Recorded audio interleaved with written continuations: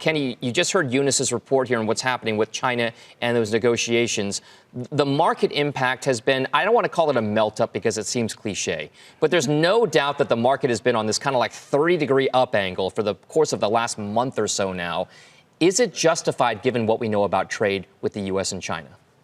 Well, I think it is. I think what the market's telling you is that certainly investors in the market wants to see a trade deal happen. They want to see some movement. We've been talking about this now for 23 months already. I think that the news over the weekend that China has now come out and said that they're going to look at intellectual property theft and forced technology transfer is something that really needs to be addressed, is a huge positive in terms of the change of mentality over what we've been talking about, right? There was this real push against it for a long time. Now suddenly they've come around to this conclusion that maybe we should really think about how we want to position ourselves. And to Eunice's point, by the way, Eunice, welcome to America. I think you do a fantastic job.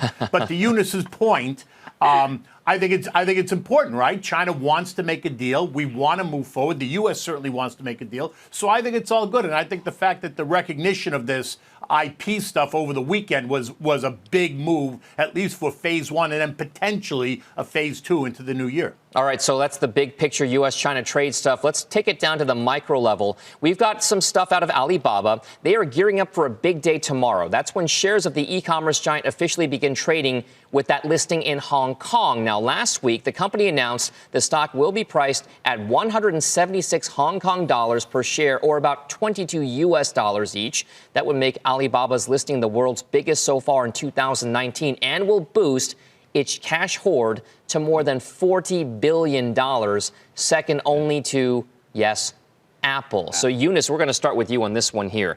This is a big deal for capital markets in Hong Kong. It may speak to the breadth and depth of liquidity that they have over there. How big of a deal is it for investors globally that Alibaba can get this deal off, if it can, successfully in Hong Kong? I think that it is a big deal because it means that Alibaba gets a lot more money in their pocket, so they'll be able to expand in the way that they want to. So that's always a good thing for them. But also, I think that for Alibaba, it's being viewed in China as a hedge against the listing in the United States. So there's been such a big pushback from U.S. authorities, a lot of questions from Congress, people saying, oh, do we have to have these Chinese companies listed here? So this is being seen as a hedge for Alibaba as a way to protect itself in case it has to come home. I mean, so Kenny, that's an interesting point there, this idea that this was a risk mitigation factor, because there has been so much rhetoric out of Washington, D.C. about the idea of closing off the capital markets in the U.S. to Chinese entities or investors.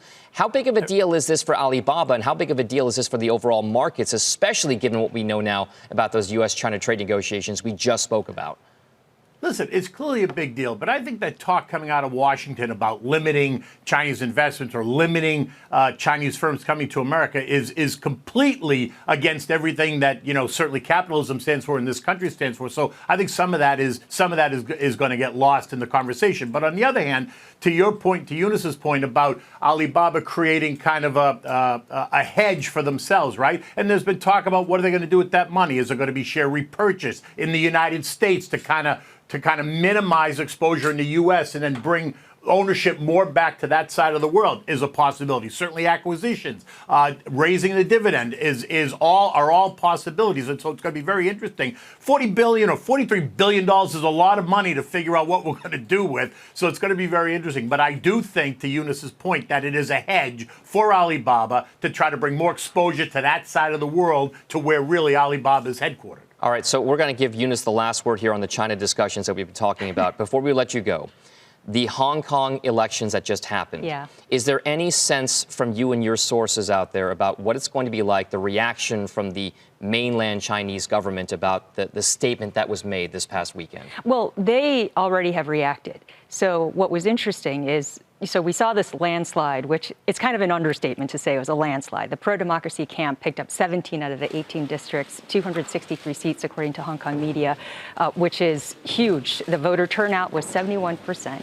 And so it really flies in the results of that election flies in the face of what the Beijing narrative has been, which is that you have a handful of radical, crazy people who are creating all this violence, and that the vast majority of people don't support them. Well, it turns out a lot of people support them. So that's kind of a problem for Beijing. The leader of Hong Kong, Carrie Lam, has come out and acknowledged this, saying that she is humbled by it. They're going to do something about it. But the foreign ministry doubled down on what's been the Beijing point of view. And so they said earlier today that Beijing was going to, they said that stopping violence and restoring order was a paramount task. And then the foreign minister also weighed in on a visit when he was in Tokyo, saying any attempt to mess up Hong Kong will not succeed. So again, if we're looking for indications of Beijing willing to accommodate some of these changes that they're seeing in Hong Kong,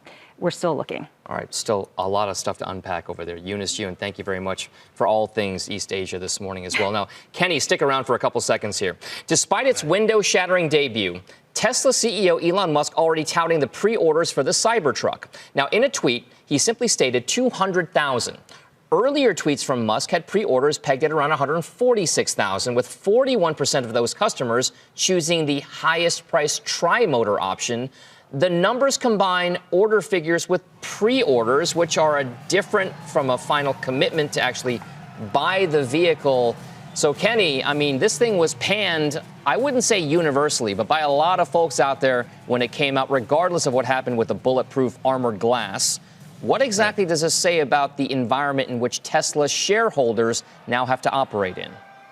Well, listen, I think the shareholders are in it for, look, Tesla is this high growth company. It goes all right. It's up, it's down based on kind of the mood of the day. So if you're in it as a shareholder, you're in it certainly for the ride. There's this whole cult around Tesla, right, that we see buys their cars, buys their truck. I mean, this truck, did you even see what the truck looks like? I'm still scratching my head trying to figure out, is it really a truck? Does it operate like a truck? Who's going to really drive it? Are they driving it because they just want to own this cyber truck that Tesla designs? Are they going to use it as a truck? Or is it just more like the Hummer was in, 98 or 2000? Everyone had to have a Hummer. For what? All right, so Kenny, to that point, all right, I want to show you something. Because you mentioned a couple of other traditional ICE vehicles, internal combustion engine vehicles. Before we let you go, I want you to take a look at this video. Because what it shows is a competition, a tug of war, if you will, between the Cybertruck, what you see on the right, and the Ford F-150 that you see on the left. They are trying to do a tug of war, and this is, of course, a Tesla PR piece to show that the Cybertruck is so much more powerful than a traditional Ford F-150. Would you buy one? I mean, I'm trying to figure this out. Now, listen, I got to tell you something. I am such a Ford person. I'm like all about America and a Ford person. I'd buy the Ford truck over the Tesla truck. First of all, because I think it looks more like a truck. And if I want a truck, I want a truck. And maybe I'm just old fashioned, but the Ford truck is my baby.